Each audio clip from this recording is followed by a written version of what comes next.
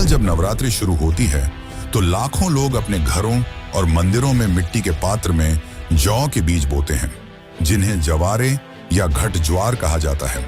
पहले दिन कलश स्थापना के साथ ही ये बीज बोए जाते हैं और 9 दिनों तक नियमित रूप से जल अर्पित करके इनकी देखभाल की जाती है।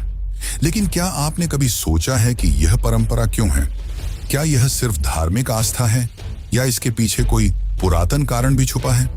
जौ बोने की परंपरा का सबसे प्राचीन उल्लेख यजुर्वेद और अथर्ववेद में मिलता है, जहां यव यानी कि जौ को पवित्र अन्न और जीवनदायी अनाज कहा गया है। वैदिक यज्ञों में जौ का विशेष स्थान था। इसे अग्निहोत्र में अर्पित किया जाता था क्योंकि यह शुद्धि, शक्ति और समृद्धि का प्रतीक माना जाता था। जौ की खेती भी भारतीय सभ्यता में सबसे पुरानी मानी जाती है, इसलिए यह अनाज जीवन और प्रकृति के चक्र का प्रतिनिधित्व करता है। नवरात्रि का समय शरद ऋतु का आरंभ होता है, जब मानसून का मौसम समाप्त हो चुका होता है और नई फसलों की बुवाई शुरू होती है। इस समय मिट्टी में नमी होती है और तापमान जौ अंकुरण के लिए बिल्कुल उपयुक्त होता है। इसीलिए नवरात्रि में जौ बोना कृषि चक्र के नए आरंभ का प्रतीक भी है। साथ ही इस दौरान व्रत और उपवास से शरीर को डिटॉक्स किया जाता है, जिससे भक्त की जीवन ऊर्जा यानी कि प्राण शक्ति भी संतुलित होती है। यानी यह परंपरा प्रकृति, शरीर और चेतना तीनों के संतुलन से जुड़ी हुई है।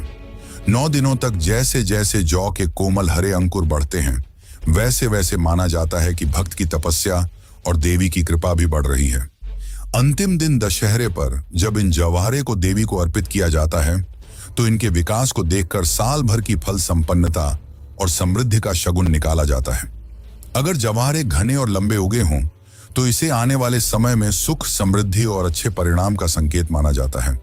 इन हरे भरे जवारे को मां दुर्गा की सजीव शक्ति का प्रतीक भी माना जाता है। जैसे वे इन छोटे बीजों में नई सृष्टि का जीवन भर देती हैं, वैसे ही वे भक्तों के जीवन में नई ऊर्जा और नव सृजन का संचार करती हैं। यही कारण है कि नवरात्रि में जौ बोना केवल एक धार्मिक कर्मकांड नहीं, बल्कि मातृशक्ति के जीवनदायिनी स्वरूप को प्रत्यक्ष अनुभव करने का माध्यम माना गया है।